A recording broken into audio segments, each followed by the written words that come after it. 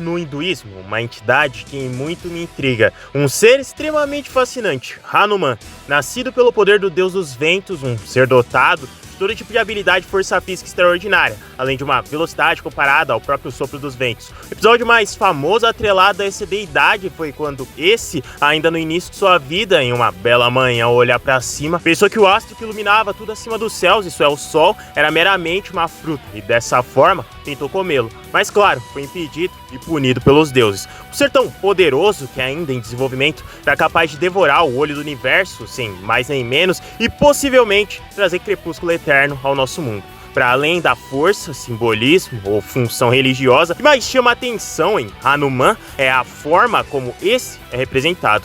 Um ser meio deus, meio macaco. A pergunta que fica é, se esse ser simiesco de poder imenso encarnasse na forma de um lutador, seriam os homens comuns capazes de pará-lo? Quero dizer, é de boxe que a gente tá falando aqui, não há sequer um ser no topo da nobre arte que seja considerado humano. Vai ter de tudo, desde cara correndo com um trem, maluco nocauteando o urso na base da porrada ou lutador com uma velocidade absurda o suficiente pra parecer que se teleporta no ringue. Ao comparar esses com um humano comum, despreparado e sem treinamento, esses caras já são deuses. Não à toa, nenhum deles é comparado a algo natural, mas sim sobre-humano. De tigres e dragões, a própria morte e literal deuses, com o nosso protagonista, Deus dos Ventos, seu eterno e jurado rival, Deus do Relâmpago. Fujin e Raijin, respectivamente. Mas o que eu tô falando aqui é de algo completamente diferente. Não um ser que treinou e se preparou para tais capacidades sobre-humanas. Imagina que assim como Hanuman surgisse um ser abençoado pelos céus, que mesmo sem fazer esforço,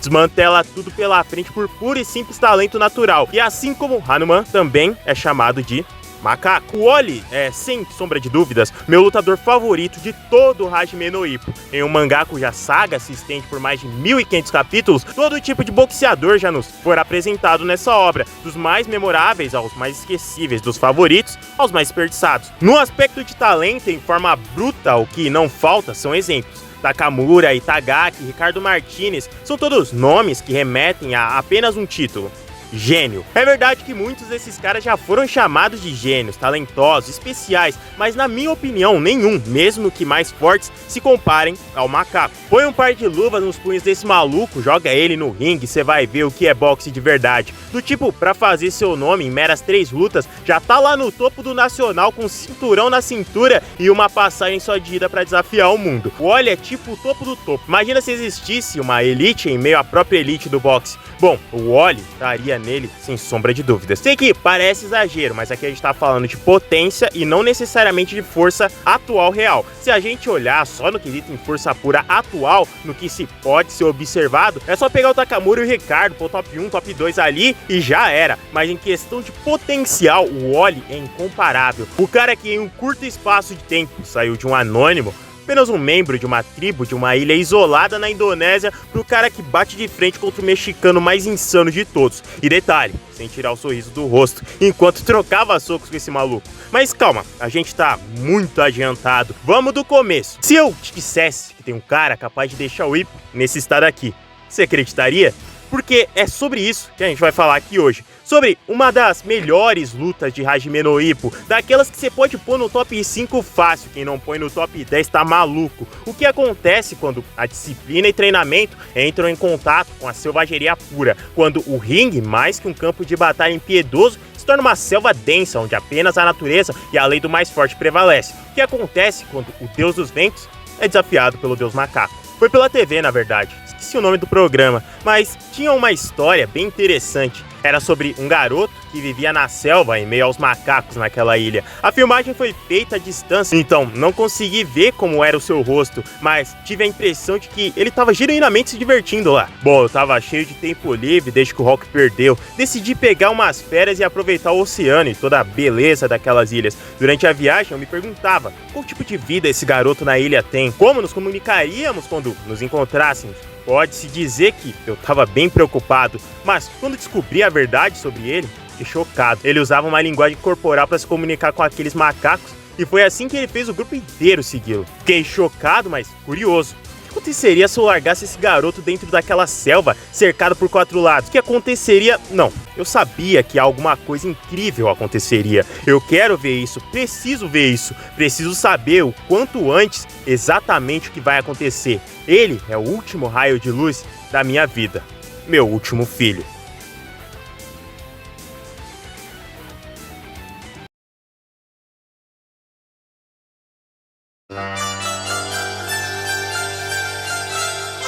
Quando a gente tá falando de Hippo versus Wally, é importante, acima de tudo, olhar para o contexto, porque ele vai ser crucial para entender tanto o protagonista quanto o nosso primata lutador. Olha só, o Wally é citado pela primeira vez no capítulo 856, mas a preparação para essa partida é feita mais de 100 capítulos atrás. No capítulo 721, uma dura realidade se abate sobre o nosso protagonista. Existe essa ideia que é construída desde o primeiro capítulo, de que a razão para o Hippo começar a lutar acima de tudo era descobrir o que é ser forte de verdade. O que significa isso? Como é quando você se torna intocável num nível onde a única coisa que seus oponentes podem contemplar é seu punho quebrando a cara deles? Esse podia sim ser seu objetivo a princípio, mas esse acaba por ser modificado de forma mais do que radical durante todo o desenvolvimento do drama com Miyata. Toda a promessa de que ambos se encontrariam no ringue foi o que guiou cada um, Deus do Raio e Deus do Vento, até aqui. Hippo se tornou campeão do Japão só para esperar pelo seu rival predestinado, e Miyata, campeão da UPBF, para estar à altura desse desafio. Mas como o próprio Sendo explica,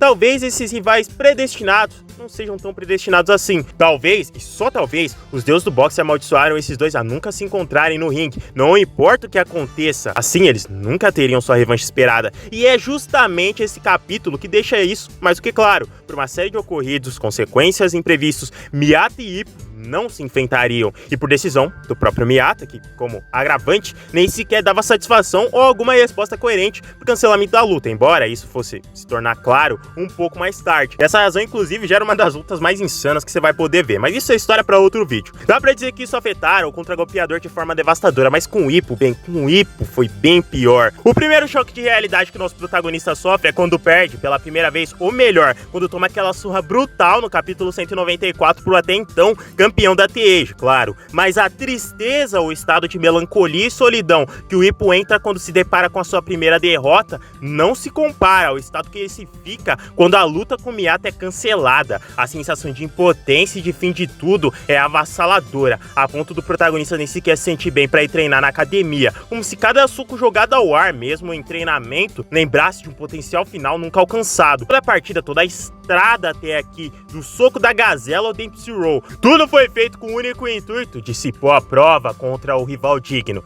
Imagina aí, se Miyamoto Musashi nunca tivesse enfrentado o Ganryu Kojiro. Isso aí é impensável, essa batalha é tão lendária que ecoa por gerações e não tem quem não tenha ouvido falar dela. Em termos de importância pro verso de Hajime no Ippo, é meio que isso, Ippo versus Miyata. Tá no mesmo patamar, com duas figuras que eram predestinadas a se enfrentar, mas que nunca viram essa realidade. Vazio, a sensação de impotência que consumiu o campeão não podia ser medida. Mais e mais o devorava a dúvida em saber o porquê seu rival aparentemente não considerava a sua luta o embate esperado, o mais importante, já que pro cancelamento ter vindo algo ainda mais importante havia esbarrado no caminho. Nem as palavras do Kamogawa, Takamura, tampouco as do Itagaki, nada poderia despertar no campeão a vontade de lutar. Em oposto, na verdade, seu desejo era de nunca mais lutar na sua vida. Quem eu deveria derrotar?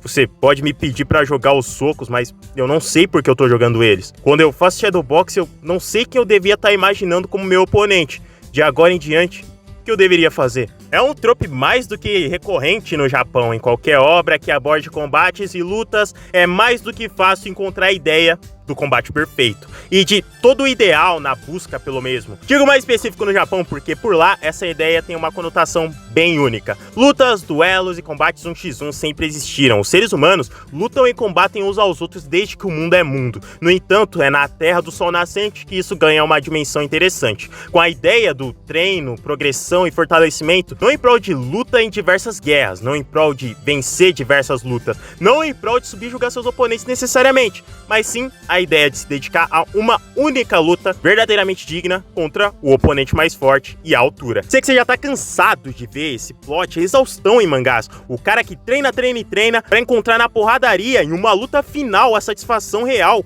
em um combate. Ou seja, aquele cara que não sonha com várias lutas, que não sonha em estar lá no topo necessariamente, mas que sonha em encontrar aquele oponente ideal, aquele que vai fazer ele extrair tudo de si, aquele que é dito como o mais forte. Seja em Dragon Ball com o Cell, em Jujutsu Kaisen com o Kashimo, em Hunter x Hunter com o Netero, essa ideia do homem dedicado à luta, que se encontra em um estado de técnica e força tão elevado, que busca por uma luta final digna contra o oponente mais forte que se possa encontrar. Nesse conceito da busca pelo embate perfeito, a ideia de vitória ou derrota torna-se irrelevantes. Tudo que importa, tudo que interessa é o embate real, e junto do desapego pela vitória, há também o desapego pela própria vida e pela vontade de continuar lutando. É simplesmente a vontade de testar e pôr à prova tudo que se aprendeu no caminho marcial até aqui. Não importa se perder, não importa se você morrer, e não importa se após esse grande combate predestinado, você continuará a lutar ou não. É uma filosofia que tem raízes profundas no shintoísmo, em diversas divindades do mesmo. O próprio embate, antes citado entre Kojiro e Musashi, seja na literatura ou no próprio mangá, pode ser interpretado como esse ideal da busca por um combate final perfeito. Daí você pensa se isso já é um clichê de muitas obras com temáticas variadas, em obras focadas inteiramente em artes marciais e no caminho do guerreiro, se aprofundaram de maneira mais intensa e versátil ainda. Seja em Ashita no Joe, onde o Joe não se importa com as consequências de seu embate final, em Baki, onde o Yujiro, como o topo da cadeia alimentar, busca pelo oponente ideal que pode lhe dar a luta perfeita, ou em Hokuto no Ken, onde o Raoni nem sequer considera lutar contra oponentes que não possam lhe dar a sua tão esperada e ideal luta final. Dentro de toda essa simbologia, em Hajime no Ippo, existem vários lutadores e lutas que podem se enquadrar nesse arquétipo. No entanto, Ippo e sua obsessão na luta contra o Miyata é incomparável. A ideia do Ippo, antes da luta ser cancelada, estava pensando em se aposentar no final desse combate, perdendo ou vencendo, de não se importar com qualquer sequela ou consequência advinda dessa luta. Tudo que o Ippo queria, como os exemplos citados acima, era a sua tão esperada luta idealizada e perfeita. Entrar no ringue para sair no soco com seu maior rival e talvez ídolo, quebrar o oponente ou ser quebrado. E no fim, parar satisfeito e ciente que deu tudo de si no combate, queimou até a última parte de seu espírito de luta. Mas o Morikawa vai para um lado completamente diferente dos exemplos citados anteriormente. E aí a gente tem um dilema. E se esse guerreiro que busca por esse embate ideal nunca o alcançasse? E se pela primeira vez, seja nos céus ou na terra, um ser que busca pelo mais forte, pela luta perfeita, nunca pudesse tê-la de verdade? A depressão, a sensação de fim de mundo e de que, não importa o oponente, luta ou título a ser conquistado, podia ser destruindo o Ricardo pelo título mundial, não importava. No fim do dia, quando o protagonista deitasse sua cabeça no travesseiro, ele saberia a dura e triste realidade. Ele nunca teve a luta que realmente sonhava. No entanto, existe um motivo pelo qual Hajime no Ippo é amplamente aclamado como essa obra beirando a perfeição. Mais de 1500 capítulos só de pedrada em lutas insanas e, acima de tudo, com as quais se pode aprender algo. Entenda uma coisa, Ippo não é só sobre boxe, não é só sobre a luta em si. Tenho certeza que em meio às dezenas de lutadores apresentados de uma ponta a outra, do início até a fase atual da obra, tem aquele que mais te chamou a atenção. Você com certeza se identificou com ele. Não tem lutador superficial em Hajime no Ippo. Todos os caras aqui são muito humanos e o que não falta é filosofia interessante por parte dos mesmos. E uma das ideias mais interessantes dentro desses 1500 capítulos é aquela apresentada pelo Takamura. Chega a ser irônico, o cara mais cômico nonsense do verso, soltar a ideia mais bonita apresentada na obra. Tudo isso lá naquela luta insana e emblemática contra o maníaco do Hulk. A ideia de que não dá pra ser puramente egoísta quando você tá no topo. Quando você é um campeão, por exemplo, cada treinamento, cada luta, cada passo não é mais só sobre você, mas sim sobre todos aqueles que depositam suas esperanças em você. Pega o Ippo e você vai ver que o cara é o maior exemplo disso. Indo do nada pra um dos campeões mais dominantes da categoria. Lutar com o Ippo é literalmente sentença de morte pra quem não tá preparado. O maluco fez seu nome de um adolescente esquisito e recluso, passou pra um dos caras mais admirados por todos ao redor. Quem fazia bullying com ele passou a admirá-lo. As novas gerações sonham em ser 1% do que o Ippo é. E mais importante, todos aqueles que o enfrentam, tendo perdido ou vencido, se orgulham de dizer que já entraram em uma troca de golpes com o Makunochi. Sendo assim, ao pensar em tomar qualquer decisão, não se trata mais do Ippo, não é mais só sobre sobre ele, mas sim sobre todos que veem nele uma inspiração. E é lógico, essa ideia apresentada no mangá se aplica para muitos setores da vida, não só no boxe, e é isso que faz Hajime no Ippo ser insano pra mim. Sendo assim, escolher parar só por não ter a luta que tanto queria é um ato de egoísmo absoluto, que não pode ser tolerado. Como que fica o Itagaki e os demais que tanto o admiram? Como que fica o Kamogawa que passou pra ele os seus punhos? E como que fica pro Sendo, Vogue, Date e tantos outros que têm expectativas tão altas para com ele? Daí, após o entendimento de que parar seria inaceitável, parar nesse ponto seria cuspir no prato que comeu, parar seria infantilidade, que o Ippo volta, mas agora, se é pra voltar o negócio vai ser sério. Não importa o Miyata, não importa o peso pena japonês, tá na hora de subir o nível e mudar o território de caça. Ambos, Kamogawa e Ippo, iam pra buscar o topo do mundo, esmagar e derrubar um por um dos peões e aí buscar a cabeça do rei. Seria mudar a zona de confronto, mais do que o Japão, mais do que a Ásia, todo tipo de oponente, de todo tipo de continente, o que esse vasto mundo tem a oferecer em matéria de verdadeiros monstros pro combate. Bom, foi o Stretch J que fez o cara suar frio, ou o Gendo que quase roubou a sequência de vitórias do nosso Deus dos Ventos, mas parecia que, enquanto Kamogawa e Ippo estivessem juntos, sincronizados, não haveria sequer um ser nesse mundo capaz de ameaçá-lo. E a essa altura, até bater no Ricardo parecia uma ideia realista. Bom, isso até o surgimento do terceiro oponente no capítulo 856. Não é uma defesa do título japonês. Seu oponente vai ser o campeão nacional da Indonésia. Até o momento permanece invicto. 3 lutas, 3 vitórias e 3 nocautes. Bom, a verdade é, o homem que você vai enfrentar é um gênio incomparável. A palavra gênio às vezes é dita tanto a exaustão que seu real significado pode se esvair. O que realmente significa um lutador de nível gênio? Alguém com uma capacidade de aprendizado da luta superior aos demais? Alguém completo em tudo que se propõe no combate? Ou seria o cara capaz de vencer qualquer um, não importa as circunstâncias? Bem, tenho certeza que nenhum de vocês entendem o que isso significa, não até conhecerem o Wally.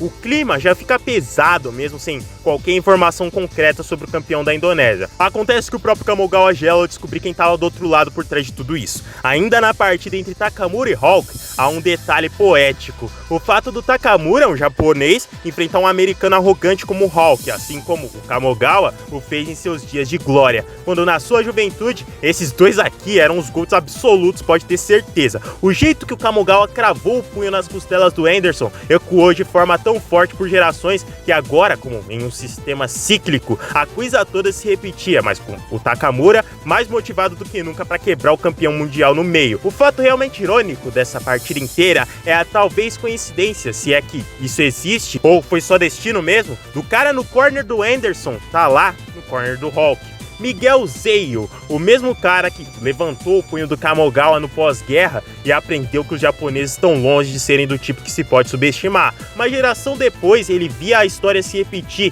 indo de volta para o seu país de mãos vazias, após ver outro japonês, outro samurai, mostrando força ante o americano. E era esse mesmo cara, olha só, esse mesmo Miguel que cruzava seu destino com o Kamogawa novamente. Só tem uma coisa diferente, naquela vez nem o Kamogawa e nem o Miguel se reconheceram. Não sabiam que essa luta era até mais pessoal do que parecia e só foram perceber isso depois que tudo já tinha acabado, Hulk traumatizado e o Takamura com o cinturão. Agora ambos teriam novamente a oportunidade de se encontrarem, mas dessa vez sabendo quem é quem. Miguel com o Wally e Kamogawa com o Ippo. Porque no Miguel, que sempre admirou o Kamogawa desde aquele dia no pós-guerra, gerava empolgação, e o Kamogawa uma inquietação de certa forma. Afinal, aquele episódio na sua juventude, para ele e pro Nekota, pode muito bem ter servido de uma inspiração absurda para as próximas gerações. Mas há detalhes sobre aquele passado que é melhor esquecer. Tá bom, o Miguel é um treinador renomado que só treinou seres diferenciados. Só pegar o Hulk de exemplo, muita gente se esquece pelo Takamura ter vencido, mas esse cara era sinistro, outro que, sem dúvidas, merecia a alcunha de gênio. O que já indica que, se o Miguel tá na jogada, o oponente não podia ser qualquer coisa. Já começa pelo número 3, e ninguém entende nada. Era Kimura Aoki convencido de que, pro Ippo, isso seria um passeio no parque. Não tem como um campeão experiente perder para um cara com apenas 3 lutas no cartel. Por outro lado, é justamente esse 3 cravado no cartel que intrigava. Não são apenas 3 lutas, são 3 vitórias. Não são apenas 3 vitórias, são 3 nocautes. Que espécie de monstro consegue alcançar o topo do próprio país em apenas 3 lutas? Só para efeito de comparação, o Ippo na sua terceira luta. Ainda estava no torneio do Reis dos Novatos, longe de sequer ser cogitado como uma aberração que ele é hoje. No entanto, esse maluco em apenas 3 lutas não só estava com o cinturão, mas pronto para enfrentar o mundo inteiro e mirando a cabeça do Ricardo. O recorde de chegada ao título japonês é de 4 lutas, ainda que perto, não se iguala ao que esse lutador fez na Indonésia. O que tem mais valor? O cara que construiu seu caminho até o topo, tijolo por tijolo, o cara que só pegou um atalho mais fácil porque pode. Eu deixo avisado aqui que essa vai ser toda a dinâmica dessa luta, do início ao fim. É até simbólico, olha só. Sabem o que significa Ippo em japonês? É um nome que pode ser lido como um passo ou simplesmente passos. Daí você já entende. Ippo é aquele cara simples, sem muita extravagância. É o cara que vai fazer o seu caminho dando um passo de cada vez dentro do seu próprio ritmo. Seu próprio estilo de vida e de lutar evidenciam isso. Ele não é um cara cheio de técnicas e truques complexos. Com ele o negócio é só arroz com feijão básico, o de sempre. O simples e clássico, o básico que funciona. É andar pra frente e dar porrada sem dó. O Dempsey ainda se encaixa nessa proposta, já que é só um monte de socos ritmados por um giro insano do tronco. Já o Wally, bem, o que a gente quer entender é o estilo do Wally, é só assistir uma dessas infames 3 lutas pra entender quem é esse cara de verdade, já que a essa altura o Ippo sequer sabia como era o rosto desse lutador. O Kamogawa não é ingênuo, lógico, já fez questão de solicitar uma fita das partidas prévias do desafiante, mas o que ele recebeu dos seus oponentes, mais especificamente o que ele recebeu do Miguel, foi algo um tanto quanto, digamos, curioso. Não tinha arena, não tinha ringue na ação e muito menos 2 lutadores na filmagem em questão. Apenas a beleza da natureza das ilhas da Indonésia. Um ambiente de fato fora da curva. Quando o assunto é passar aquela vibezinha de paz e serenidade, é só você ver essas imagens que sua vontade de tirar férias e partir pra uma ilha dessas desperta na hora. Férias o quê? Olha pra esses 2 caras, você acha que eles estão pensando em relaxar? Os caras estão sedentos por uma partida e quando ela chega, nem tem informações apropriadas do que diabos é o seu oponente. Só ilhas com floresta densa, mar, sol o tempo todo e macacos. Parece que essas criaturas, mais do que qualquer outra forma animal, dominam aquela ilha, já que não importava o take, tinha vários desses pulando de galho em galho. Bom, paciência, para os caras terem enviado uma fita dessas, tem alguma coisa aí. Não é só um fator aleatório, você já sabe que se o negócio com o Ippo, o cara vai ficar simplesmente obcecado. Mesmo que não tivesse algo verdadeiramente revelador naquela fita, o cara iria estudar cada detalhe, cada minuto da gravação. Agora pensem comigo, é algo de fácil dedução e até o Ippo pensou nisso. Se a questão aqui é que tem alguma coisa que revela algo, mesmo que pouco, sobre seu oponente naquela fita, é mais do que óbvio que a chave estava nas criaturas que rodeavam a ilha. Aquele bando de macacos. No capítulo 742 tem todo aquele papo do Takamura a respeito de técnicas inspiradas em animais, como a Oki, que imita um sapo, o Kimura, que imita um peixe-dragão, o Itagaki, um ouriço, e até o Ippo, que tem o soco da gazela. E olha só, a situação toda envolvendo o Takamura pode soar cômica, mas ele não tá de todo errado no diagnóstico de que grandes técnicas sempre vêm inspiradas e retiradas da natureza e do mundo animal. O ser humano sempre viu nos animais o reflexo de algo que pode ser aprendido. Assim, os grandes mestres pegaram emprestado dos animais suas capacidades de transformar em técnicas formidáveis. Talvez o Kung Fu seja o mais amplamente conhecido por tal prática, com vários estilos com nomes de animais, tipo estilo do tigre, estilo da garça, do louva-a-Deus e por aí vai. Se qualquer um é capaz de tirar conclusões tão lógicas, não seria o campeão a ser diferente. Daí que o Ippo não só mergulha de cabeça se engajando em cada minuto daquela fita, mas passa a estudar sobre macacos. É sério, o cara vira uma enciclopédia de macaco, ele sabe tudo sobre esses animais, conhecendo cada espécie habitante das ilhas da Indonésia, convencido que seu oponente utilizava de alguma forma um estilo remetente a esses animais. Você só imagina o susto do campeão ao perceber na filmagem dos animais uma dissonância. Mesmo estudando cada um deles, havia um que permanecia indecifrável, aquele que liderava o grupo de macacos. O macaco à frente do bando era de um tipo muito diferente, que as suas proporções se assemelhavam a dos demais, catalogável e desconhecido. No entanto, eram apenas em alguns frames específicos da gravação que a imagem se tornava mais nítida, e mais nítida se tornava verdade também. Aquele macaco à frente dos demais e que agia como líder do bando, se balançando pelas árvores, não era um macaco. Na real, aquilo parecia mais um homem mesmo. Ou melhor, no topo daquela árvore, aquele não era um homem qualquer, mas sim o campeão nacional da Indonésia. Caramba, cara, que calor. Aquele vídeo que enviei pro Japão, espero que não pensem nada mal de mim por conta daquilo. Só acho que seria a melhor maneira de fazê-los entender que terão que enfrentar. E aí, bora começar. tá na hora de boxear. Lá estava, no topo de uma palmeira com os macacos como um deles. Eu amo essa apresentação do Wally, e tá longe de ser por conta desse ser meu lutador favorito. Olha só, até aqui o que não faltou pro Hippo é o oponente assustador, diferenciado ou até excêntrico. Mas o Wally tem uma aura diferenciada. Não é como se ele fosse um atleta, um boxeador, e muito menos um artista marcial. Ele tá mais pra uma besta selvagem. A aparência dele parece até do Piccolo de Baki. Pensa não num cara, mas sim num animal mesmo. Não à toa fiz antes a comparação com uma deidade do hinduísmo. A figura do macaco no Japão ou na Ásia, no geral, é bem interessante por conta dos diversos mitos, lendas e simbolismos. Hanuman no hinduísmo, o macaco no zodíaco chinês, até Sun Wukong, todos compartilhando desse arquétipo do primata, um ser brincalhão, extrovertido, cheio de energia, mas também cheio de poder. Mais do que poderoso, o macaco é sempre visto como uma figura perigosa, já que, olha só, é um ser de grande poder, mas imprevisível. Quando você menos espera, ele pode devorar o sol ou desafiar os deuses por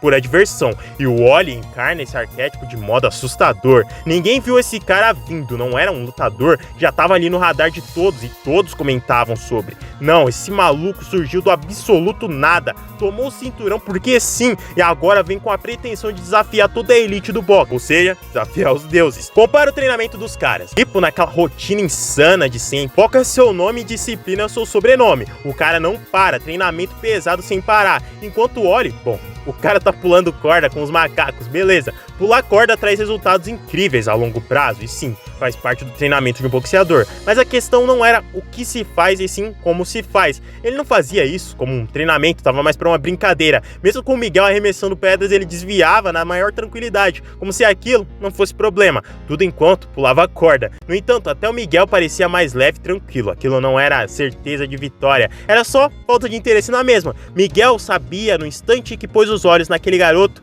que ele seria algo a mais. Pegar o cinturão nacional na facilidade com apenas 17 anos e 3 lutas não é pra qualquer um não. No entanto, é inegável que até os gênios ficam mais fortes quanto mais lutam. Nesse sentido, a única falha, entre milhares de aspas, do Wally era de fato a falta de experiência dentro do ringue. Seria o Hippo então uma oportunidade de estudo. O campeão japonês estava lá lutando no dia que o Takamura esmagou o Hulk, ou seja, seu poder de forma alguma era um segredo pro Miguel. E aqui entra um ponto interessante, de que o Hippo é tão insano que mesmo sabendo das capacidades do Wally, o Miguel não acreditava piamente na possibilidade de vitória total. Era mais um aprendizado, só estudar e tirar do campeão japonês o que tinha de melhor. Se aquele movimento viesse, se aquele tão marcante Dempsey chegasse, só seria mais uma oportunidade para aprender. Mas é lógico, encarar essa como uma oportunidade de estudo, mais do que um combate real, também não significa ceder e sair perdendo. É só que, independente de vitória ou derrota, o importante era o Wally aprender o máximo que podia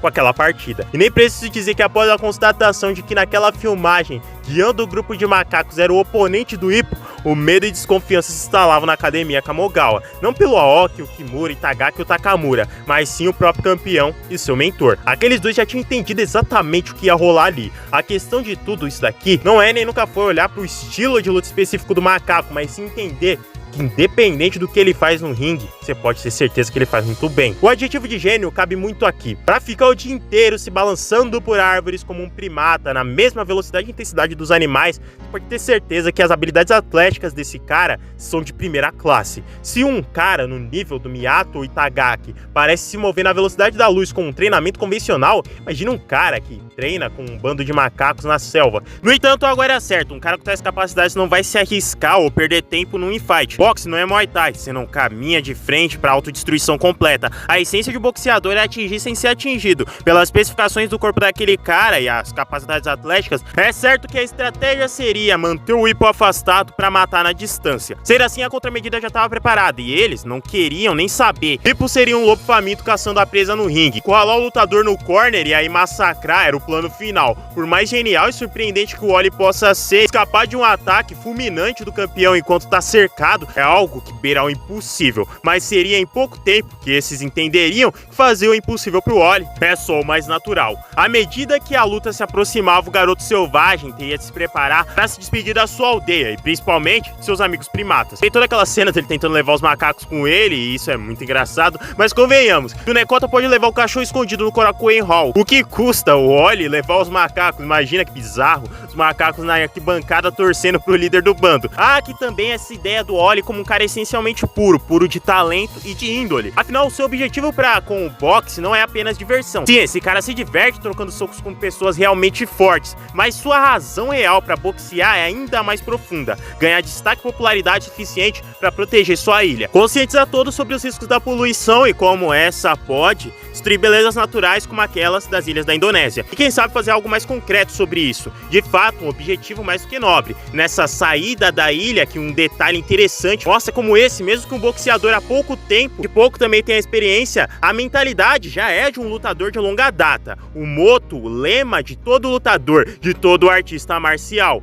a qualquer hora, em qualquer lugar. O esporte, as regras e o mundo moderno tentaram por muito apagar o que as artes marciais de combate realmente são. Ao impor diversas restrições, nos fazem pensar que essas são meras atividades esportivas, quando na realidade a maioria tem origem em guerra e em alguns casos desenvolvidos literalmente para tirar vidas. Nesse contexto, existe a diferença do homem que trilha o caminho do guerreiro e do mero esportista. O esportista é o cara que só luta em partidas previamente agendadas, carrega o livro de regras embaixo do braço, só luta recebendo uma quantia monetária em troca, enquanto o guerreiro é o homem combatente à moda antiga, assim como espadachins duelistas do Japão de mais de 500 anos atrás. Esses levam o combate até seus limites, partem pro mundo procurando não necessariamente a glória e o dinheiro, não a vitória, mas sim oponentes verdadeiramente fortes para se testar. E nesse contexto, não importa a hora e o local, os caras só querem cair na porrada. A diferença nos tempos atuais, no entanto, não reside necessariamente no modo de vida. Olha, quantos caras hoje saem pelo mundo desafiando dojos e participando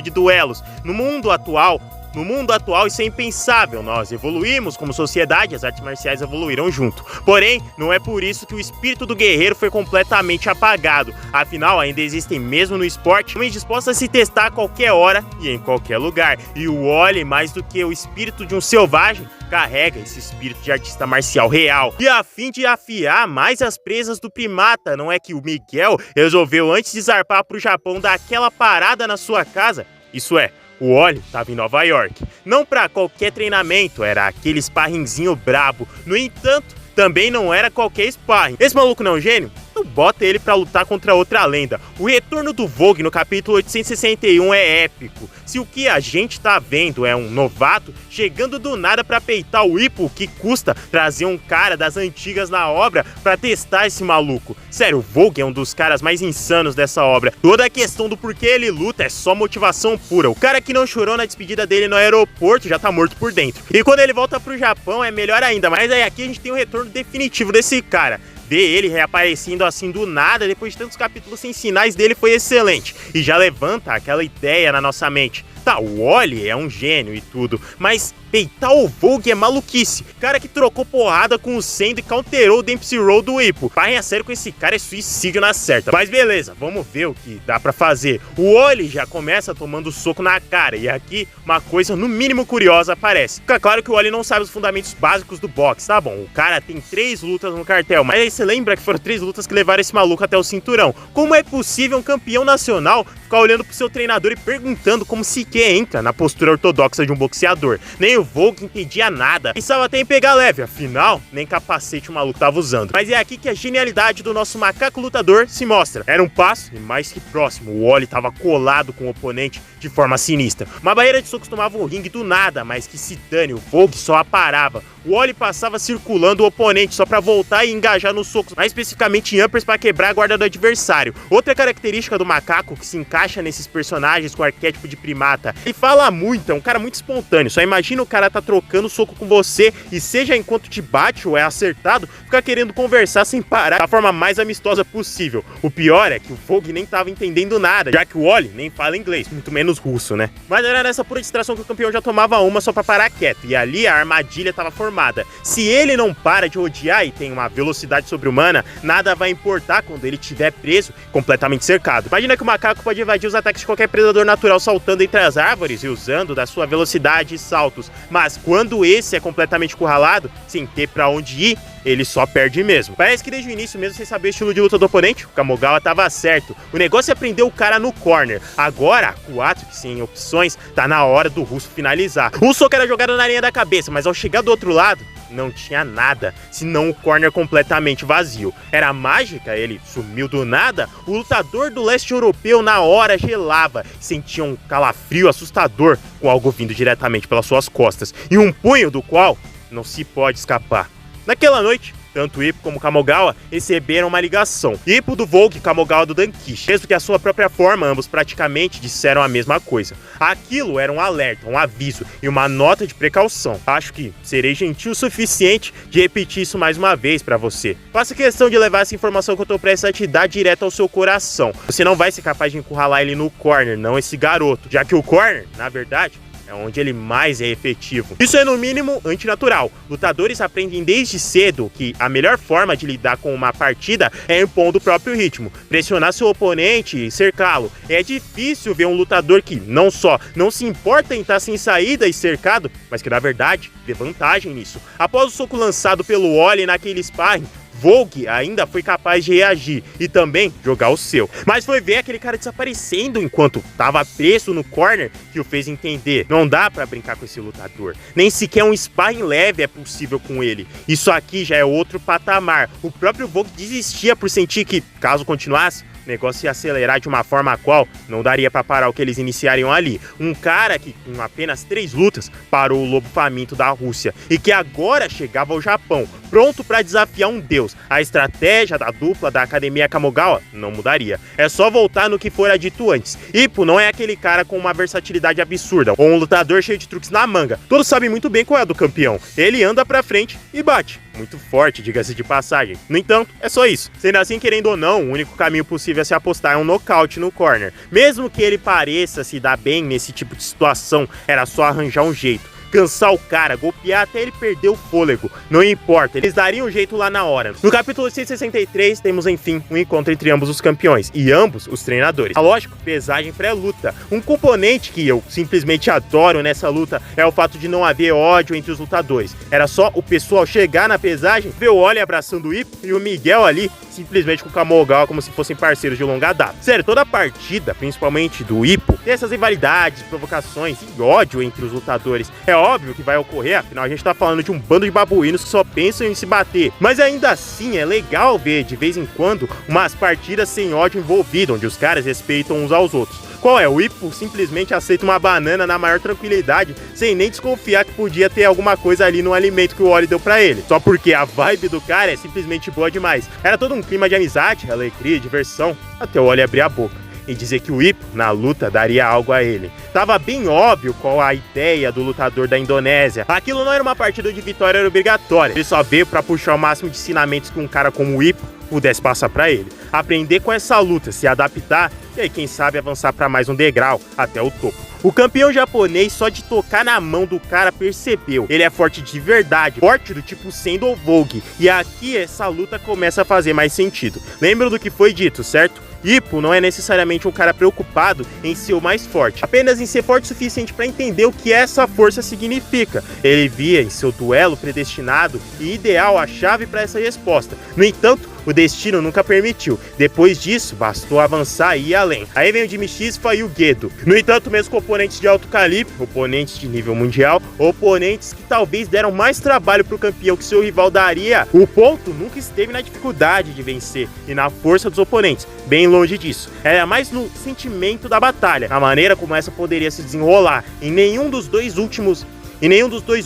o Ippo, por mais que ele mesmo não perceba, encontrou satisfação real na batalha. Isso vem a mudar justamente aqui. É exatamente isso que faz o Oli um cara tão diferenciado. Não é como os demais campeões asiáticos. Existe um senso claro de distinção entre esse e os demais. E essa distinção agora aflorava no nosso protagonista. Aquele mesmo sentimento, a empolgação e vontade de uma luta, sentia quando se preparava para bater de frente com Miyata. Essa vontade de testar e pôr à prova corpo e alma, abdicar do ego, não importa a vitória ou derrota, esse não é o ponto do combate. O ponto é o próprio combate em si, aproveitar cada segundo da luta e descobrir quem é o mais forte de verdade. Se essa era a mentalidade do campeão japonês, pode ter certeza que o campeão da Indonésia não era tão diferente. E o próprio Kamigawa testava essa ideia, já que, olha só, ele não poderia ir sem antes trocar uma ideia com o Miguel, pra entender qual é a desse cara. Depois de toda a questão envolvendo o Hulk e o Takamura, esse cara aparece de novo com um lutador completamente diferente de tudo e chega já desafiando o Ippo assim. É legal demais ver os caras se reconhecendo depois de tanto tempo. Ainda que tenham se visto na luta pelo cinturão mundial, é só aqui que o Miguel reconhece no Kamigawa, o japonês com espírito de samurai, que um dia ele levantara o punho, e vice-versa. E tanto diferente do que o Kamigawa pensava, essa partida não tinha nada a ver com todo aquele ocorrido do pós-guerra, nada a ver com a luta entre Takamura e Hulk. Não era vingança ou tentativa de aproximação, calhou de ser apenas coincidência. Afinal, os planos de Miguel para o Wally são bem maiores do que tudo isso. A ideia de Miguel é simples. Velhos como eles, o próprio Miguel e o Kamigawa, e até o Dankishi entra nessa equação. Não tem lá mais tanto tempo de vida. Sendo assim, que validade há numa vida dedicada à luta, uma vida inteiramente dedicada ao boxe e à nobre arte? Tudo absorvido, entendido e aprendido ao longo dos anos, não pode simplesmente ser passado adiante. E eu entendia que não era como se o Kamigawa não soubesse disso. Na sua academia, um monstro indiscutível, não é mesmo? Moldado pelo próprio Kamigawa. Alguém cujo sangue de guerreiro do velho corre nas suas veias. Ele tá falando, é lógico, Takamura. A ideia do Miguel é fazer o mesmo com o Wally. Assim como o Kamigawa passou tudo que sabe adiante pro Takamura, quase como se esse fosse seu filho, Miguel passaria tudo pro Wally. Makunochi era só um estudo, uma luta com a qual o Wally poderia aprender mais para, enfim, se tornar ainda mais forte. No entanto, assim como essa luta ganha mais significado pro nosso protagonista, à medida que esse conhece o Wally e vê nele o potencial da sua luta ideal, onde esse pode queimar tudo de si até o final, o mesmo efeito pega o velhote Kamigawa, já que, veja bem, essa ideia que o Miguel tem na cabeça do Takamura como sucessor do treinador e o homem a quem herdou a vontade do Kamigawa é a exata mesma ideia que muitos que estão de fora têm da dinâmica daquela academia. Mal sabem eles e o próprio Miguel que o homem a herdar a vontade, ou melhor, o homem que herdou os punhos do treinador,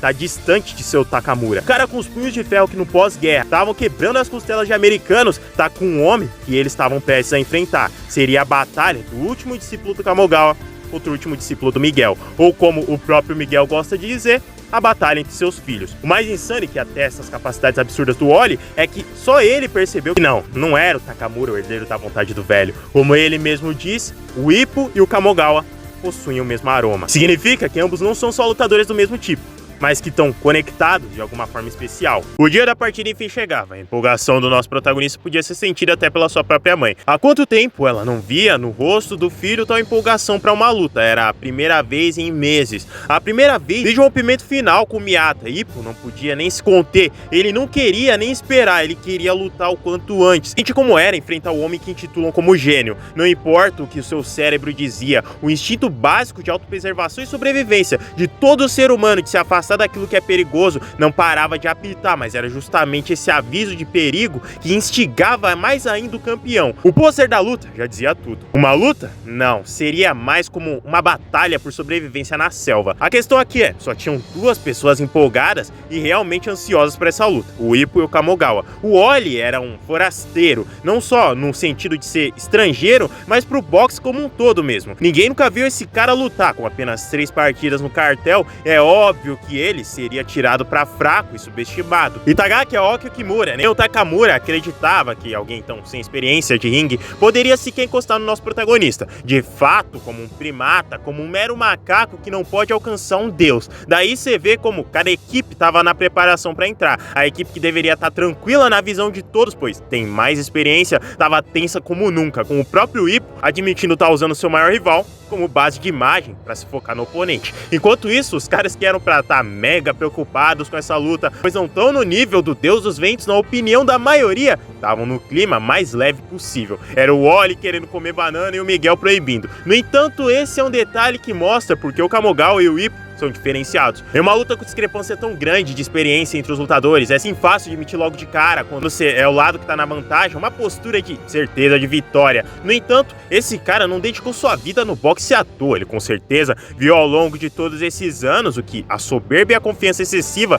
podem fazer com um lutador. Daí a postura mais adequada, não importa quem seja ou qual o seu nível, nunca se deve subestimar um adversário. É isso que faz esses dois estarem num nível completamente diferente. Enfim, é chegada a hora da luta da noite, uma disputa direta entre campeões do peso pena. Pelo corner azul, o campeão da Indonésia e por muitos desconhecido, a velocidade do macaco era tão absurda que aqueles na arquibancada nem viam nada, só um vulto, um rastro passando, subindo e alçando aos céus, pousando de forma precisa. Entrada bem estilosa, mas não planejada. O cara saiu correndo e deixou o Miguel e os auxiliares para trás do nada. Independente, no corner vermelho, no oposto de seu oponente, sem pressa ou correria, o protagonista subia ao ringue. Finalmente, cara a cara no campo de batalha, ambos se aproximavam ao centro. Nas expressões de cada parte, percebia-se que não ia ser brincadeira, cada um pro seu lado, Hippo focado e o Wally só alongando. Em um instante, em um lapso de tempo, apenas o suficiente pro som do gongo se propagar aos ouvidos de cada um, e lá estava, Hippo virando, mas sem entender nada, porque o Wally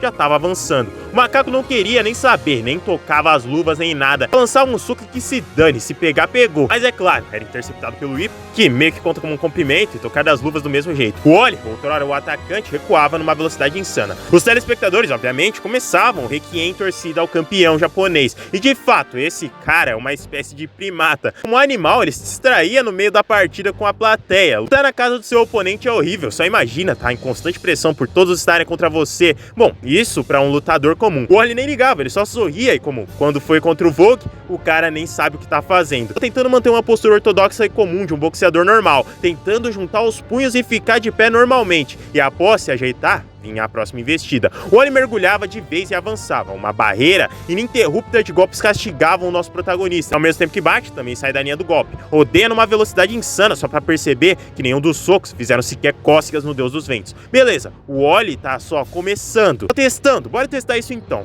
Finta de frente, já vem na lateral jogando outra barreira de soco. Mas novamente um ataque insignificante pro nosso protagonista. Só deixando claro que o Wally tá fazendo tudo isso e o Hippo sequer se moveu. Não jogou um soco, não deu nenhum passo. O Wally tava aprendendo da pior forma o que é um lutador de nível mundial de verdade. Fintas, golpes comuns, footwork básico, isso é brincadeira de criança pra um cara no nível do Hippo. Se ele quisesse, cairia por esses golpes ou truques tão comuns. Tá bom, então vamos testar por baixo. O Wally vinha com uma sequência de uppers esquisitos, quero dizer, são vários em alta velocidade, lançados em sequência com o mesmo punho. Não é como a maioria faz, mas beleza, vamos ver o que sai disso. Novamente, você quer atingir o Hippo com um negócio tão baixo nível, deve estar de brincadeira. A guarda cruzada já dá conta desses soquinhos. De novo, o Hippo até agora não fez nada, o maluco tá só farmando aura e tancando tudo. Pode jogar o que se tiver aí que o homem aguenta. Não pode ser.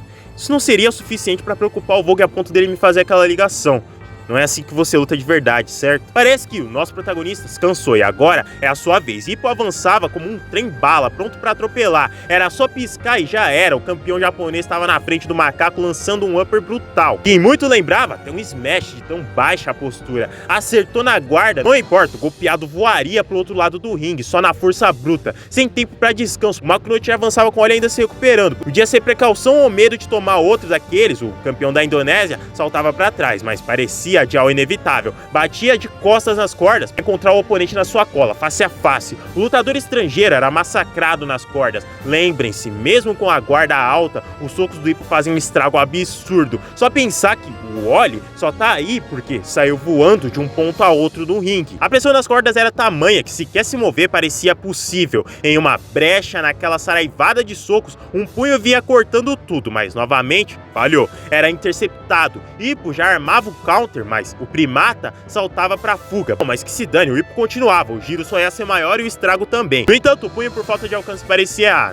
errar não. O protagonista sentia na ponta de seu dedo que algo havia sido atingido. As pernas de Wally bambeavam. E de uma hora pra outra, o cara que tava saltando tava no chão, com o Hippo apenas dando as costas, como quem fez seu trabalho. O primeiro knockdown da partida, o Wally nem viu o que o atingiu. Parece que a falta de experiência realmente faz muita diferença. Ali ele aprendia a primeira lição nessa luta. Golpes, mesmo que de raspão, a depender de onde pega e como pega, seguem sendo efetivos, se você quer, pelo menos, dar um susto no seu oponente. O protagonista, encostado no corner, quase que com uma expressão de decepção, como quem diz, isso é tudo que você tem. Na real, a estratégia do Hippo estava fluindo. O campeão sabia que o Wally estava longe de lutar com seu máximo. Ele não estava lutando a sério. Talvez depois daquele susto, esse realmente mostrasse suas garras. O engraçado é como, de fato, o Wally não tá acostumado com as regras do boxe. Era ele ficar simplesmente parado vendo o juiz contar. Levanta do nada no 5, porque o Miguel falou pra ele que tinha que levantar, pro próprio Miguel explicar pra ele que na verdade é pra descansar e só levantar no 9 da contagem. O juiz quase conta até 10 antes do macaco de fato levantar e lógico, nem entendeu o que o juiz tava falando. Mas beleza, tá lá, o cara tá de pé de novo, não foi nada. Makunochi avançava, certo de que agora o campeão estrangeiro não teria escolha a não ser usar tudo que tem. Tava de todo errado, no entanto, não cabia ao próprio Wally, como um ser tão poderoso que precisa ser contido, um ser acorrentado, só dependia do Miguel cortar essas correntes. E era na exclamação e um só termo: liberdade, onde tudo finalmente muda. A expressão e postura eram alteradas drasticamente. Agora, não como um iniciante que tenta entender os fundamentos do boxe, guarda baixa, expressão mais que sorridente e confiante. Eu desisto, infelizmente vai ter que ser assim. Pensei que essa partida podia ser uma boa oportunidade para ganhar experiência, mas ele é muito forte. Ele vai ser destruído pelo oponente antes que possa aprender alguma coisa, então eu desisto. Não interessa se o cara trocou de estilo do nada, se agora ele viria com tudo ou se ele tinha superado a primeira queda. O protagonista só repetiria o que veio antes: anda e dá porrada. Foi atravessando tudo como um míssil com destino à cabeça desprotegida do oponente, que agora estava com a guarda baixa. No entanto, tudo que ele se encontrava era o ar, embaixo, bem ali, em uma postura completamente incomum. Aliás, isso aqui lembra alguém, não é? E o soco vinha dali, daquela postura mesmo, não importa. Parece que ele tinha aprendido algo, afinal. O Wally tentava mimetizar o soco do próprio oponente, que o levou à lona, batendo só com a ponta do dedo. De fato um sucesso, mas para surpresa do nosso primata lutador, o Deus dos Ventos não caía. Mais uma lição valiosa para o campeão da Indonésia anotar: lutadores experientes e com um ótimo senso de equilíbrio não caem tão fácil para socos completos. Ele gira para um soco pela metade. Com vendaval, os socos vinham numa velocidade insana e com uma potência ainda maior, e novamente aquela esquiva que estava lembrando de algo. Não é para menos que o primeiro da arquibancada a perceber foi o Takamura. Não é à toa que esse maluco tá sob os cuidados do Miguel. O estilo real desse, diferente do que fora mostrado antes dele cair, é idêntico ao do Hulk. Essas esquivas extremamente baixas e golpear daquele ângulo esquisito é o mesmo que o Hulk fazia. Pelo visto, Miguel achou um substituto à altura. Aí vem mais uma lição: lutadores do tipo do Ippo em Fighters são os que mais aguentam porrada. Esse tipo de cara aguenta um tornado de golpes e saem sorrindo. O que aqueles soquinhos isolados podiam fazer? Aquele olhar do Ippo já dizia tudo: esses golpes não podem afetá-lo. Chega-se frustrante que o estilo do Wally se resuma a uma cópia do estilo do Hulk. O punho do protagonista passava raspando, era esquivar para o lado, acompanhar o ritmo do soco e vir no contragolpe que explodia no rosto do campeão japonês. Mas novamente, era um soco só. O que tem de mais nisso? Ele voltava para só tomar ainda mais, tentava reagir, mas a esquiva era perfeita. Apontou para socar para baixo, achando que agora ia pegar. O lutador primata só ampliava para cima num salto.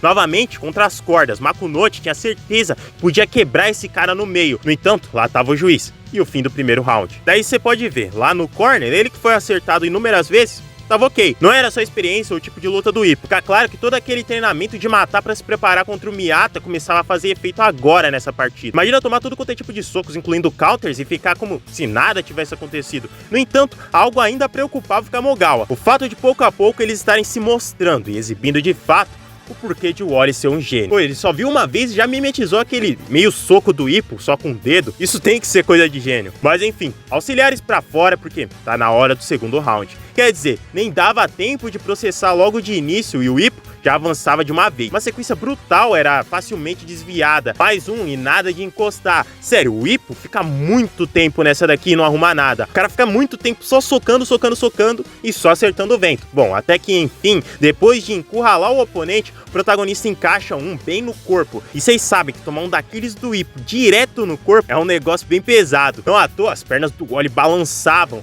mas logo vinha a recuperação e um salto longo. Daí volta ao mesmo padrão, só soco sem parar e esquiva do outro lado. Ele tá encurralado nas cordas, beleza. Porém, o que vem a seguir é no mínimo bizarro. Na maior tranquilidade, como se não fosse nada, o Wally só fecha o punho e intercepta o Ippo no meio do caminho, com um golpe devastador. Não qualquer golpe, aquilo era um smash do Sendo. Ninguém entendia nada. Bom, podia só ser impressão pela pressão do golpe e o ângulo, mas em seguida vinha o balançar da mão da frente. Aquilo era o Hitman, e o açoite com os flicker jabs idênticos aos do Mashiba. Parece que eu tive a ideia errada. Pensei que seu estilo fosse igual ao do Hulk, Mas não é isso, ele só é capaz de usar os mesmos movimentos. Aposto que esse cara nunca nem ouviu falar do Mashiba ou do Sendo, até mesmo do Hulk. Ele não tá tentando copiar ninguém lá, ele só tá socando da forma que mais faz sentido e se esquivando na direção que faz sentido também. Ele não aprendeu nada disso, tudo muito intuitivo, ele só nasceu de sobra com o que falta muito em vocês: talento.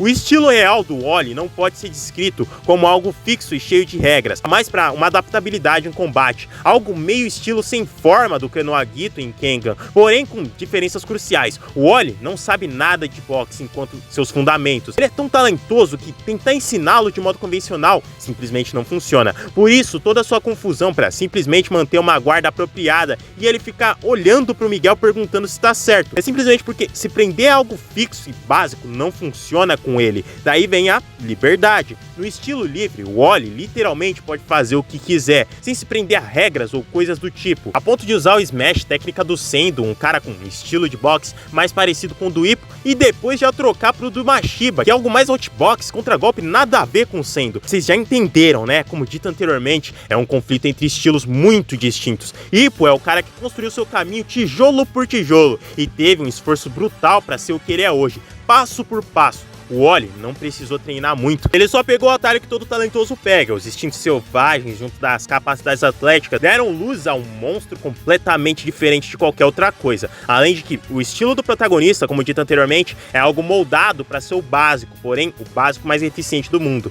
Anda pra frente e dá porrada, não tem segredo. Já o Wally é o oposto, um estilo mais extravagante, cheio de complexidade, várias formas, de modo que se quer descrever como funciona de forma breve, é uma tarefa árdua. A pergunta é: qual é a melhor filosofia? A daquele que faz seu caminho até o sucesso? Ou um cara que pega um atalho pra ele? Bom, pro Ippo não há dúvidas, a filosofia dele é a correta. Com o oponente das cordas vinha aquele balanço. No instante, numa movimentação única, parecia que mais de milhares de sombras projetadas por pura velocidade para confundir o oponente. O Wally respondia com outra barreira de flickers, tentava sair, mas não adiantava. A movimentação do Ippo estava otimizada para impedir o primata de apelar para sua velocidade. Footwork travado, cercando o oponente a cada passo para frente. O destino era como o Kamigawa previa, o fim no corner. Isso se o gongo não soasse com o fim do segundo round, novamente impedindo o Ippo de finalizar. Aqui volta aquela dinâmica. Num corner, os caras sérios discutindo cada ponto do round prévio. No outro, os caras tranquilos e até sorridentes. O Miguel nem dava dicas pro que o Wally deveria fazer, só jogava a responsabilidade nas costas do cara de aprender por conta própria o que ele deveria fazer. Ambos lutadores de pé,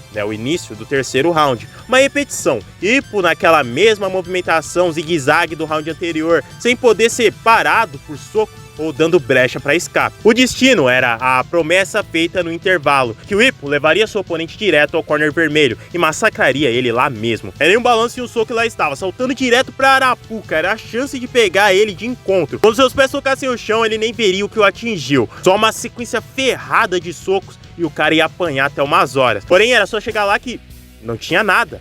Cadê o cara? Um segundo antes, ele estava no ar, caindo pro corner. O que aconteceu? O mesmo efeito que ocorrera com o Vogue, agora se repetia. Bastava o Ippo se virar e era ele que não entendia nada, com o punho quebrando a sua cara. Mais um só pra colocar o protagonista nas cordas, e ele completamente confuso. A estratégia foi perfeita, ele não errou por nenhum passo. Então por quê?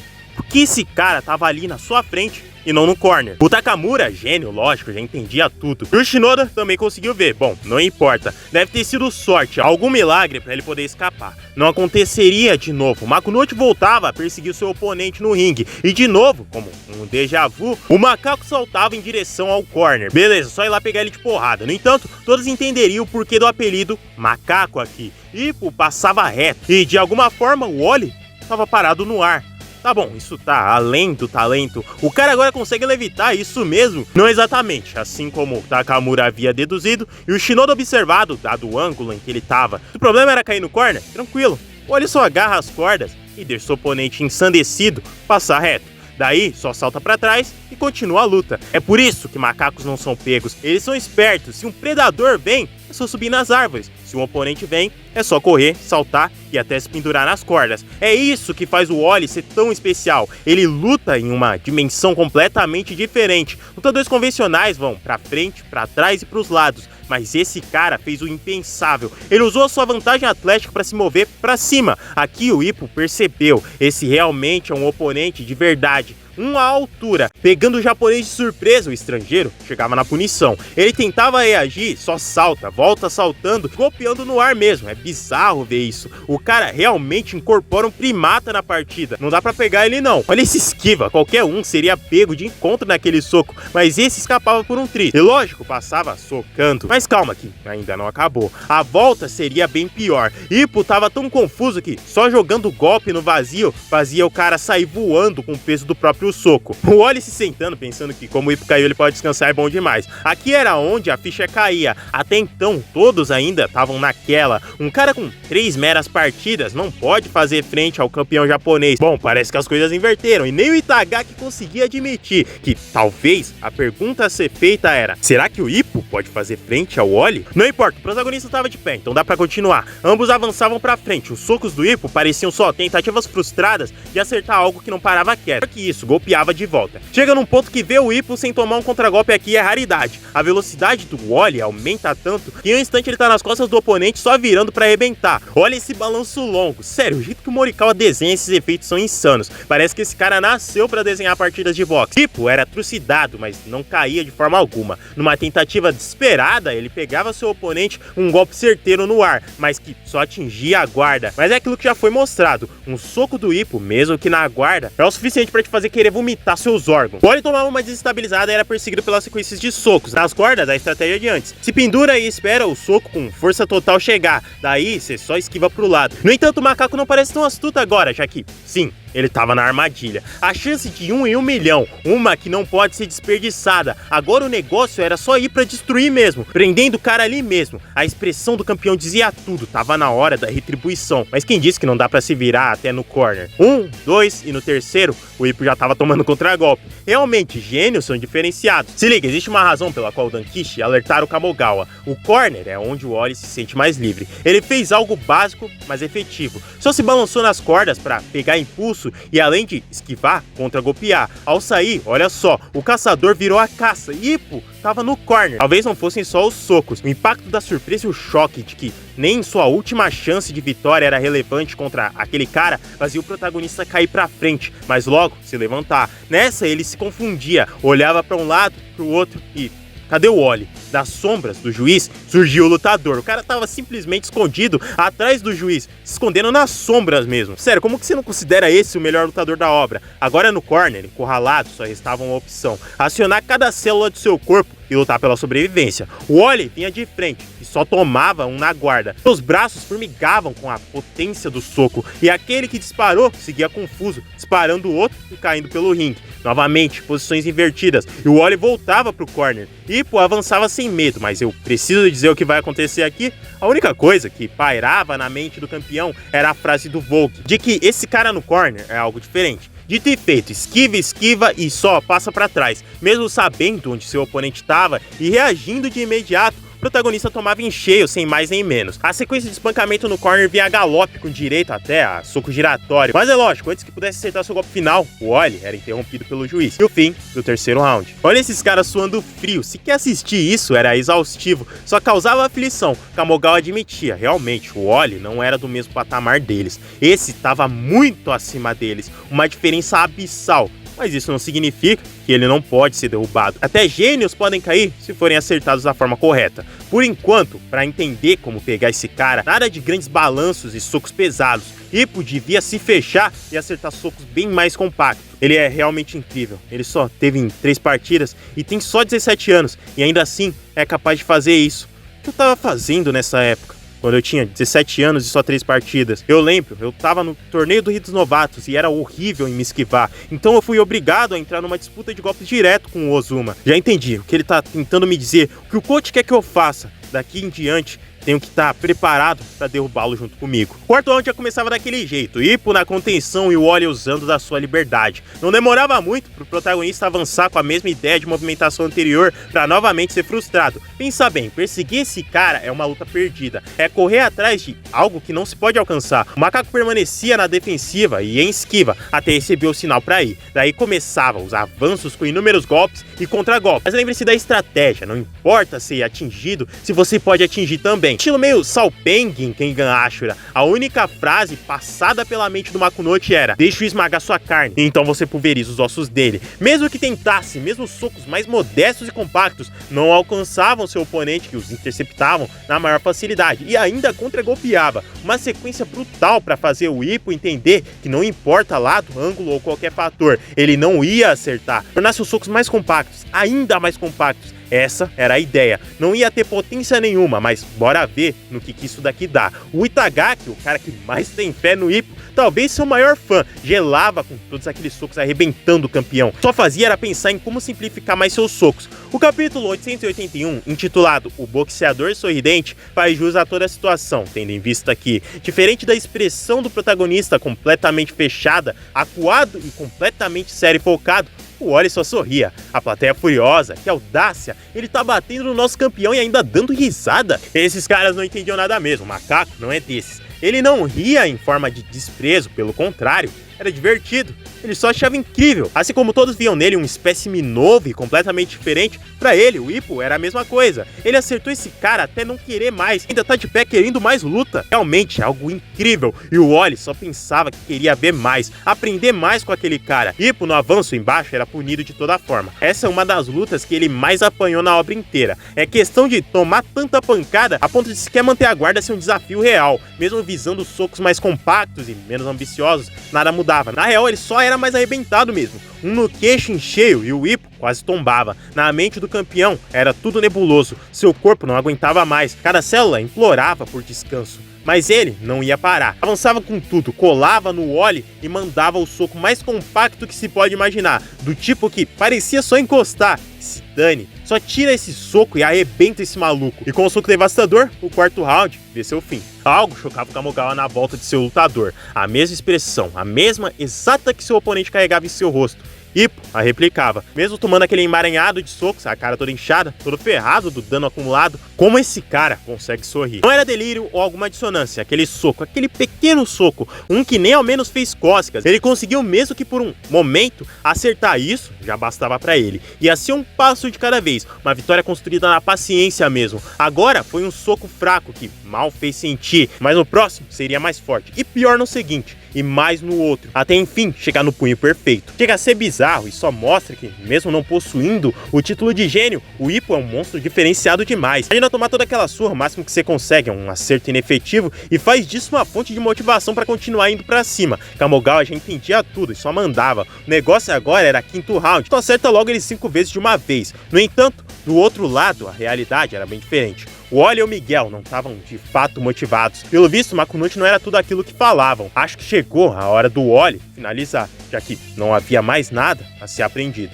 Ambos os lutadores, ambos apaixonados por boxe, caminhavam rumo ao quinto round. Não era como se o Hippo partisse com medo ou aflição. Ele estava gostando de tudo isso. Finalmente, um oponente à altura. Um guerreiro capaz de lhe dar sua luta tão esperada. O campeão japonês avançava e não via nada. O macaco já estava lá do outro lado, parado no corner, ou melhor, saltando entre as cordas para encontrar o seu oponente por cima. Era só tocar no chão, ele já vinha como um míssil. Parecia até ilusão, rodeando o Hippo como se houvessem clones naquelas pós-imagens geradas pela velocidade. Era só uma, e na volta o Hippo não arrumava nada. Aqui o Wally atinge seu auge na partida toda. O cara simplesmente não para de pular, é só salto e mais salto sem fim. É claro, junto de uma boa dose de socos em sequência. No entanto, algo passava batido para quem não entendia porque o campeão estava apanhando tanto. Pouco a pouco, a cada acerto do Wally, vinham os acertos do Hippo também. Lógico, menores, compactos e modestos. Nem dava dano, mas ele pelo menos encostava. Isso só mostra o foco do Ippo. Mesmo tomando uma surra, sua mente só pensava nos 5 acertos combinados com o treinador.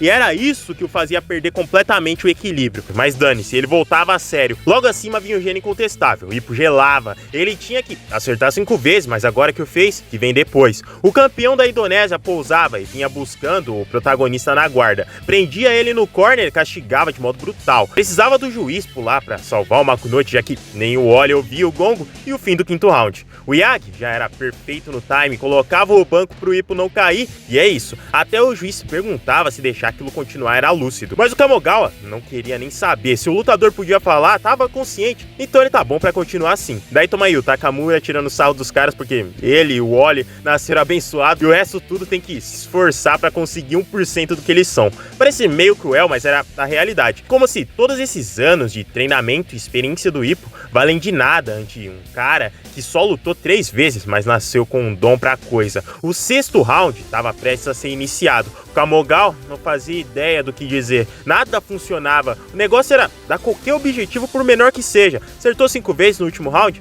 Acerta 6 vezes nesse. A luta retornava e novamente o Oli saía em disparado, encontrava o Ippo no centro do ringue e começava a bater. Mesmo que não fosse a intenção do Miguel, essa era meio que uma vingança pela partida contra o Hulk anos atrás. Chega a ser bizarro, porque sai e entra capítulo e parece que você tá lendo um looping, parece que você tá tendo um déjà vu. É só o Oli quebrando o campeão e ele tentando acertar aqueles socos mais compactos. Depois de um bem pesado que arremessa o campeão pra trás, o Miguel dá o sinal. Não tem mais nada pra eles aqui, tá na hora de finalizar. O Oli avançava, mas o Ippo no reflexo dispara um soco pesado que, mesmo na defesa, arremessa o primata lutador. Ippo segue pra encontrar seu oponente no corner e parece que não aprendeu a lição. Não dá pra pegar esse cara ainda mais no corner, aí é que ele é especialista. Ele só tomava uma certeira e até o Kamogawa já levantava pra jogar a toalha. Não dava pra continuar naquele ritmo, era questão não de perder a partida, mas sim do Ippo perder a carreira inteira. Caído e jogado nas cordas, a toalha igualmente prestes a ser jogada, o campeão se fixava, mas se quer se erguer, tava difícil. Olha pra cima, o que você vê na sua frente? O juiz já tá no caminho pra parar a luta. O Oli tá me olhando de cima, aquela expressão no rosto dele. Ele tá decepcionado, não tenho desculpas. Sei que ele tava muito empolgado pra lutar comigo e veio de tão longe. Sinto muito, não acho que haja algo que eu possa... Miguel só passava a ideia, ele não pode se mover, finaliza esse cara. No entanto, nesse meio tempo entre olhar pro Miguel e se voltar pra frente, o Ippo já tava lá, face a face. O campeão falhou, não podia vencer, então ele daria tudo que resta de si até o fim. Novamente retornando no conceito da luta ideal, onde você queima até a última chama do seu ser e espírito de luta. Ele errava, claro, mas dessa vez, ao invés do Oli subir, pousar e voltar no contra-ataque, o cara se atrapalhava todo, caía de mau jeito, tropeçando e dava tempo pro fim desse round. O campeão, já sem rumo, clamava por um objetivo. Acertou o oponente 6 vezes com socos inofensivos. Qual o próximo passo? Mesmo quase caindo, consciente, ele ainda pensa em uma forma de vencer. O Kamogawa, meio desistente e sem saber o que fazer, só decide apostar todas as suas fichas logo. Vitória ou derrota total. Só manda o Ippo jogar os socos mais pesados que ele puder. Levantava seu lutador, que não conseguia fazê-lo sozinho, e mandava ele lá. Por outro lado, no outro corner, os caras estavam tão tranquilos que nem tomavam cuidado com nada. No round prévio, na saída do Oli, o Miguel acertou sua perna com a cadeira e agora eles faziam isso de novo. Tô nem aí se vão acabar afetando as pernas do lutador, ele já tá ganhando mesmo. Era o round 7 e o campeão agora iria com tudo até o final. Ippo tomava a iniciativa, um erro e o oponente estava embaixo. Então seria um soco baixo mesmo. Mas outro erro era a realidade. Parecia que nada mudava, sejam socos compactos ou pesados, nada fazia sentido quando você tá enfrentando um cara desse calibre. Pro sem talento, essa é a pior das tragédias. Ver que mesmo o ápice entre eles não pode alcançar os talentosos só com simples esforço. Um golpe final, o último balanço e o último soco. Soco de vida ou morte. O Oli no automático se fechava, mas dessa vez, ao invés de só sair voando ou tomar um certo dano, ia além, já que nem a guarda ele conseguia manter. Ippo colocou cada resquício de sua força naquele soco. A esquerda vinha e mesmo se fechando a tempo, de novo, a guarda era arrebentada. Mais um e a guarda era atingida. Mas peraí, esse cara se fechando todo não era o mesmo que estava saltitando pelo ringue inteiro e atacando de todos os lados? Então, o Miguel já percebeu. Alguma coisa estava errada, porque ele estava optando por defesa ao invés de esquiva, e porque não conseguia segurar a guarda. O pequeno incômodo nas pernas do macaco impedia de se mover. Se o Miguel percebeu, é certeza que o Kamigawa acompanhava o raciocínio. Já mandava o Ippo à caça. À medida que o Ippo avançava, o Wally saltava para trás como antes, mas agora mais pesado, mais lento, mais parado no geral, não ia muito longe e logo 2 braços surgiam para agarrar as pernas do lutador. Eram os braços do Ippo. Logo vinha a compreensão para todos. Algo estava errado com o lutador que, outrora, saltava e se movia livremente. O Miguel desesperava. No início, eles não viam projeções reais de vitória, mas conforme o tempo passou, soco vai, soco vem, ganharam mais confiança, a ponto de acreditar que sim, o Wally poderia vencer. As expectativas agora eram frustradas na forma de um punho e um som devastador, vindo do golpe no macaco contra as cordas, pela primeira vez sangrando. A indignação e possivelmente ódio percorriam o Wally. Ele não sabia o que foi, mas sabia que Ippo havia feito algo. Ele havia roubado a sua liberdade. Não pense que o Wally é um covarde. Se é a luta de frente que o campeão japonês almeja, então era o que ele teria. 1 contra 1 franco, sem recuar, só bora. Um acerto limpo por parte do Wally, mas o Ippo já fazia o retorno com um upper devastador. Ippo só saía desorientado, sendo deixado levar pelo próprio balanço. No entanto, um mero soco era suficiente para estampar o rosto daquele cara com um sorriso. Os papéis se inverteram. Agora era Ippo o lutador sorridente e o Wally partia para tirar isso dele. Uma troca insana de golpes explode no meio do ringue. Mas vocês sabem, trocar porrada com Ippo é sentença de morte. Um soco bem encaixado e lá estava, o oponente caindo e entregue à derrota. No entanto, a conclusão teria de esperar pro próximo round. Miguel só ia para buscar o Wally, que estava quase desmaiando. A pergunta a ser feita agora era: o que diabos aconteceu? O que o fez perder a mobilidade para início de conversa? Bem, lembram daqueles acertos menores do Ippo? Aqueles com os quais ele pavimentaria o caminho para a vitória? Se liga na marca desses socos. Exatamente aquela mesma marca deixou o Miguel incrédulo há décadas atrás. O punho de ferro. Aqui a compreensão alcançava o Miguel. Takamura nunca foi o homem a quem Kamigawa passou seus punhos adiante. Essa luta era mais pesada do que ele imaginava. Era o sucessor do Kamigawa contra o sucessor do Miguel. O homem a quem Kamigawa confiou todo o seu legado. O homem a quem ele disse pra garota que amava que um dia carregaria os seus sonhos estava lá bem diante deles. O Ippo é tão insano que, com dedicação e um treinamento puxado, foi capaz de replicar o que o Kamigawa só alcançou golpeando um tronco de mãos nuas até o seu punho sangrar e se partir. O treinador lendário, mais que qualquer um, sabe o que aquela marca significa. Se o cara é capaz de desferir esse soco, é melhor nem tentar. Bom, fala isso pra esse cara que já levantava e queria continuar. Miguel sabia muito bem o que ia acontecer. Daqui pra frente na luta, mais e mais limitações se abateriam sobre o corpo do Wally com o passar de cada soco. Era literalmente tudo ou nada. Se em rounds anteriores o Kamigawa apostou tudo que tinha,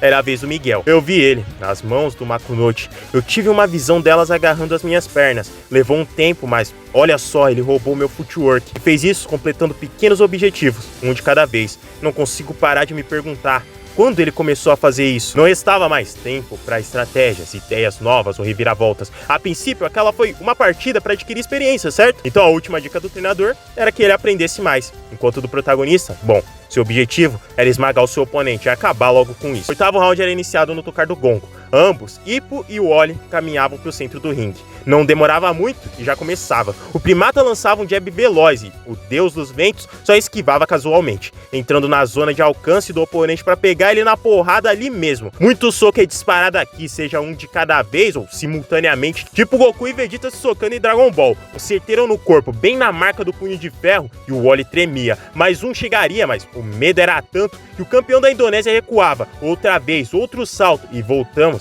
para onde tudo começou, o corner. Durante toda essa partida, aliás, até mesmo antes, o lema de todos era que não dá para pegar o Wally no corner. Miguel, Vogue, Dankishi, todos acreditaram nisso, menos Kamigawa e Ippo. Já conforme seus treinamentos, ambos previram: o fim seria no corner. Como precaver que ele não escaparia de novo? Como precaver que o macaco não se penduraria pelas árvores e fugiria? A resposta, só o campeão sabia. Balança para um lado e balança para o outro. De um lado pro outro, de um lado pro outro. Sim, era aquele movimento mesmo. O movimento que o Ippo tava só escondendo há diversas lutas. O Dempsey Roll tá aqui. Um padrão de infinito, tensionando cada músculo do corpo sem parar. Beleza, então. Queria técnica de corda no corner do Wally contra essa técnica suprema do Ippo. No entanto, mesmo batendo nas cordas de um lado pro outro, mesmo que no ritmo do oponente, a verdade se mostrava nessa barreira. não tem pra onde fugir. O Oli tomaria de todos os lados, independente de qualquer decisão tomada. O pavor de, pela primeira vez, tá realmente preso, pela primeira vez tá sem liberdade alguma, pela primeira vez, um primata engaiolado simplesmente paralisava o campeão estrangeiro. No completar de um giro, não uma sequência devastadora, mas sim um soco só. Afinal, Hippo nem tava com energia pra um Dempsey completo. A esquerda explodia no corpo e o Oli pra lona. Ou melhor, ainda não. Ainda resta energia, ainda resta espírito de luta. Dá pra continuar. Pela primeira vez, o Oli sentia aquilo. 3 lutas no cartel, mas era como se ele estivesse boxeando de verdade.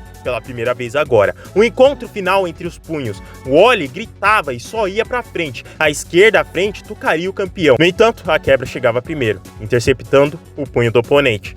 O Oli foi muito bem. Quantos caras podem dizer que já chegaram tão perto de vencer o Hippo enquanto ainda era um mero novato? Mas mesmo um gênio ainda necessita de experiência. Mesmo um gênio precisa construir o seu caminho tijolo por tijolo. Um soco quebrava o oponente no corner ao mesmo tempo que a toalha era jogada. Fim da partida. O vencedor era o campeão japonês, que caía logo em seguida. Por incrível que pareça, o último de pé no ringue era o juiz mesmo. Parece que o cancelamento na luta contra o Miyata não foi de todo mal. Ainda existem caras muito fortes e além dele para enfrentar. E mais importante, lutadores de todo tipo. Até mesmo aqueles que, mesmo perdendo para você, saem com um sorriso no rosto. Ou até mesmo imprimem um sorriso no seu.